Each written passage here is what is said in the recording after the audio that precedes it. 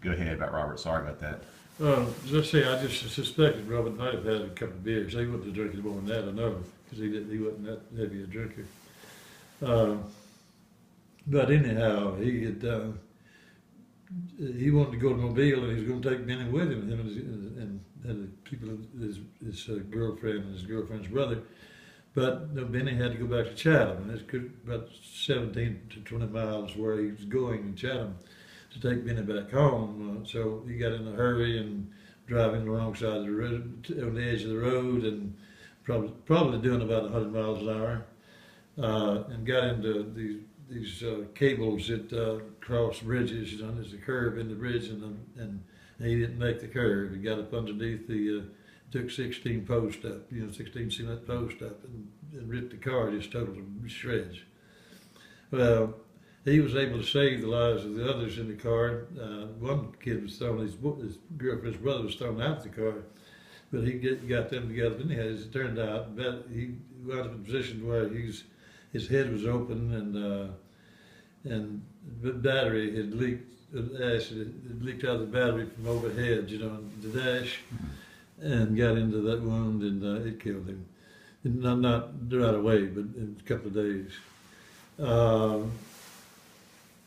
But that said, Robert, while he's overseas, actually the whole time he's known, he sent half his paycheck home. And how in the world you live on $35, $40 a month, I have no idea. Well, I do too. I did pretty much the same thing, but I had about twice as much.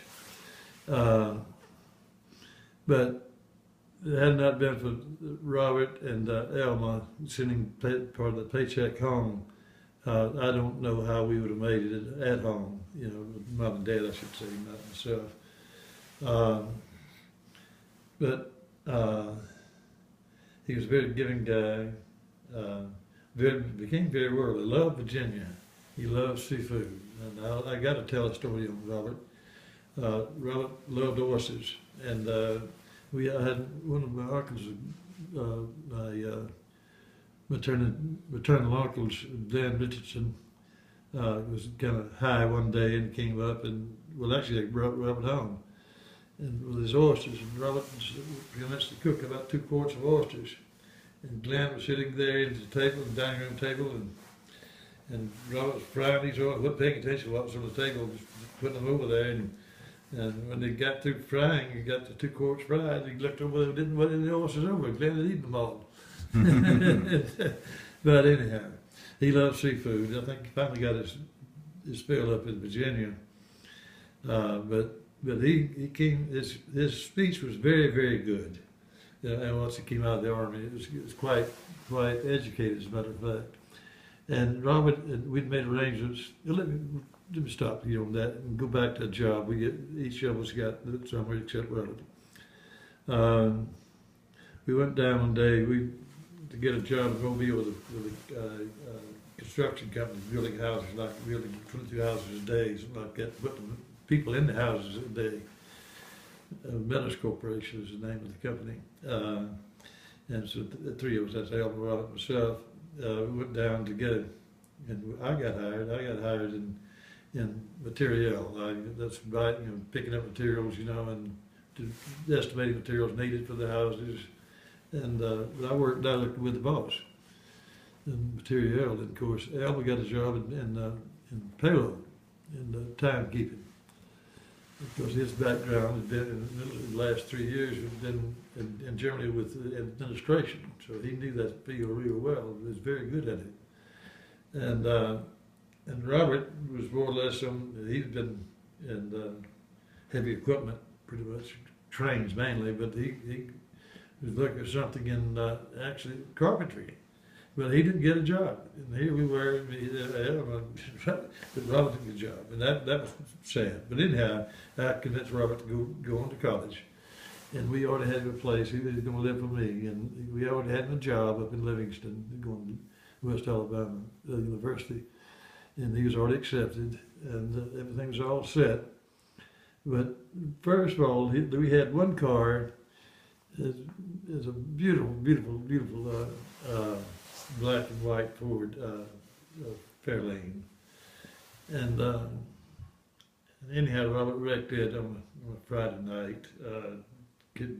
Going too fast, too close to the edge of the road again. My tire blew, and that's when the tubeless tires first came out, and they didn't work too well. You know, the strain of that tire on a curve doing about 90 or 100 miles an hour, and that's the way we drove those days. That couldn't quite take it, so it flipped over, and anyhow, it still had some tires on it when the wreck was over. It jumped a creek, and Dad went down to he found the tires. He took those tires off, took them back home. You know, so but Robert and I went back. We had to drive to Gadsden, Alabama. It was taken to Gadsden, Alabama to get a car to replace it, because the insurance company did replace the car. And of course, at home for Thanksgiving, I hit Robert pretty hard. This is just before he's getting ready to go to Livingston himself. But I left just before his birthday was the 19th, and what I was doing home, I don't quite remember, but I was home one weekend, a couple of weeks before I was going to get killed, and his birthday too, his 21st. And I hit Robert pretty hard, you know, playing tag football. And that's rougher than stuff with the gear on, you know. But because he's still hurting from the wreck. And but that said, it came as a shock, you know, when we found out Robert was dead. I was living with my cousins Raymond and Joe, and I forget the other. Franklin, Raymond, Joe. We were all in college, and we all lived in the same building. We lived in the house we were renting there in Livingston, and we kind of cheap to live that way. So, but I remember, you know, going to Mobile, taking my time to get down there after the wreck, and I did not know the condition, Robert's condition. Then I saw him because he was in Washington County Hospital, because his mother had left him there to go to Mobile with Robert after the wreck, and I went down. I was pretty angry with Robert, too, by the way, and about wrecking the car. But anyhow, just jump ahead a little bit. The insurance company did not pay off on that car because all of the stuff was burned in the car. But also jumping backwards a bit, Dad said, "Well, we got the tires off the other car. You don't get the ones off this." I went with him. Yeah, that mistake, because the car wasn't a car. The car was just a piece of metal, just wadded up, you know, no tires, nothing, everything burned. And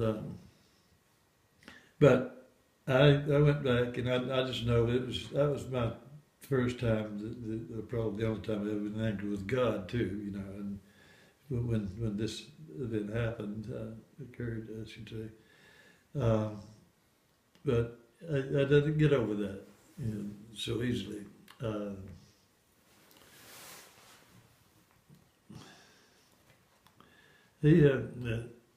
That sums up. He had planned to go to college, and he had his 21st birthday. Matter of fact, the birthday cake was about half finished when I came home to go to the funeral. That was a tough thing, because I won't get into that. I'm sorry.